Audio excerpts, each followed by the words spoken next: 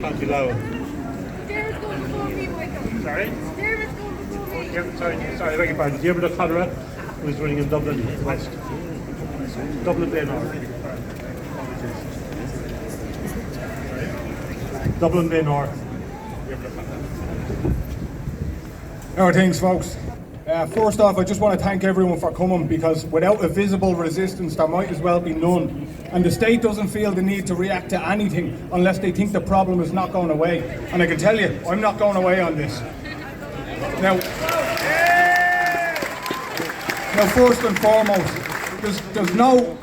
there's no progression ever achieved, and there's no tyranny ever fought if you can't speak about it. And we can't consider ourselves a free people if we can't even express an opinion without that becoming subject to a legal investigation. That's not how freedom works.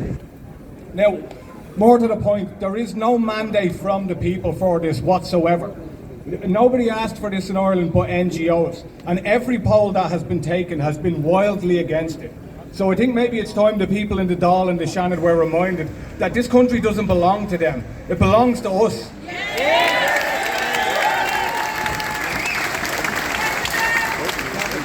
Now we are not, and we have never been their subjects. And I don't intend starting now, especially when the Justice Minister, Helen McEntee, whose bill this is, got voted in on the 7th count.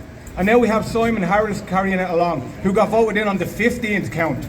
There might never have been a government in Ireland that had less of a mandate than this one, but they tried to take free speech away. It's insane.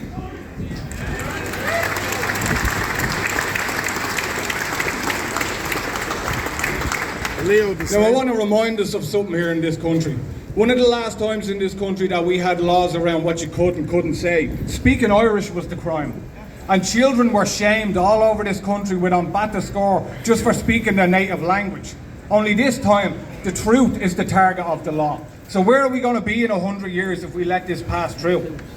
Because, make no mistake about it, these laws are for adults, but they will be imposed on children in schools. If your child makes the mistake of calling a boy a girl, then all of a sudden, on an industrial scale, we will be shaming Irish children again. Because this is not just a law, it's a culture of censorship.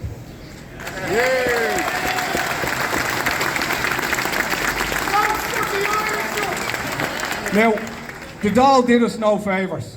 Our human rights groups did us no favours. And the Shannon are not going to be able to stop this either. We'd be lucky if they amend it. And even them amending it is not a victory for us. Because laws that are immoral on a foundational basis can't be amended to become moral. We need to get rid of them entirely.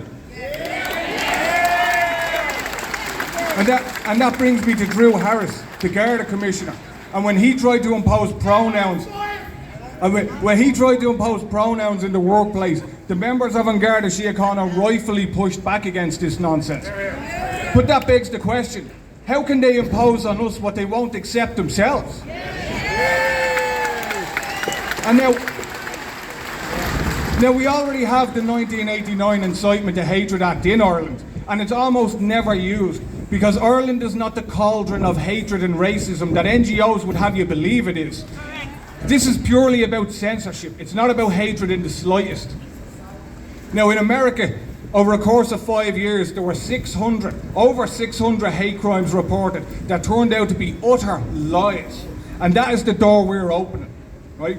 Now the last thing I want to say, folks, is we are going to have to find ways to fight this. It's not going to be beaten in 2 weeks or a month and a half, but it has to be beaten, because this cannot be allowed to become law for every generation of Irish people.